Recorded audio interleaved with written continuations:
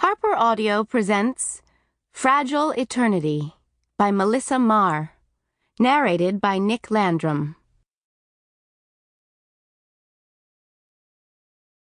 Prologue. Seth knew the moment Aisling slipped into the house. The slight rise in temperature would have told him, even if he hadn't seen the glimmer of sunlight in the middle of the night. Better than a lantern. He smiled at the thought of his girlfriend's likely reaction to being called a lantern, but his smile fled a heartbeat later when she came into his doorway. Her shoes were already gone. Her hair was loosened from whatever arrangement it had been forced into for the summer revel she'd been at earlier that night. With Keenan. The thought of her in Keenan's arms made Seth tense. She had these all-night dances with the Summer King every month, and try as he might, Seth was still jealous. But she's not with him now. She's here. She unfastened the bodice of an old-fashioned dress as she stared at him. Hey. He might have spoken. He wasn't really sure. It didn't matter. Not much did in these moments. Just her, just them, just what they meant to each other. The rest of the dress fell away, and she was in his arms. He knew he didn't speak then, not with sunlight like warm honey against his skin. The summer court revel had ended, and she was here. Not with him, with me. The monthly revels weren't mortal-friendly. Afterward she came to him, though, too filled with sunlight and celebration to simply sleep, too afraid of herself to stay with the rest of the summer court all night.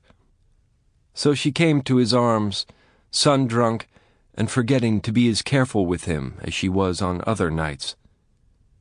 She kissed him, and he tried to ignore the tropical heat. Orchids, a small ylang-ylang tree, and golden goddess branches clustered in the room. The perfumed scents were heavy in the humid air, but it was better than the waterfall a few months ago. When she was here in his arms, the consequences didn't matter. All that mattered was them. Mortals weren't made to love fairies. He knew it each month when she forgot just how breakable he was. If he could be strong enough, he'd be at the revels. Instead, he admitted that mortals weren't safe in throngs of unrestrained fairies. Instead, he hoped that after the revels she wouldn't injure him too badly. Instead, he waited in the dark, hoping that this month wasn't the month that she stayed with Keenan. Later, when speech returned, he untangled orchid petals from her hair. Love you. You too. She blushed and ducked her head. Are you okay? When you're here, I am. He dropped the flower petals to the floor. If I had my way, you'd be here every night. I'd like that.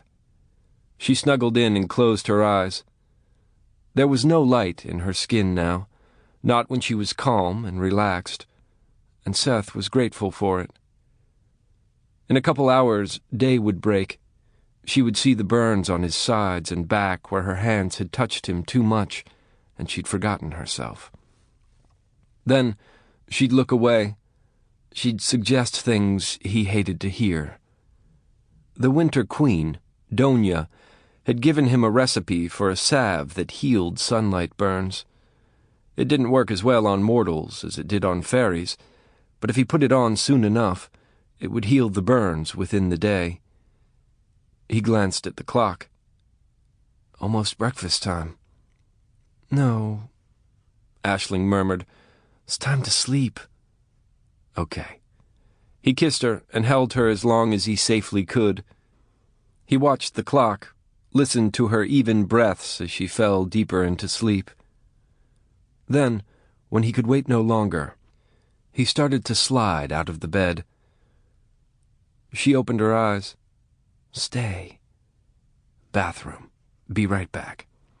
He gave her a sheepish grin in hopes that she wouldn't ask any questions. Since Sample complete. Ready to continue?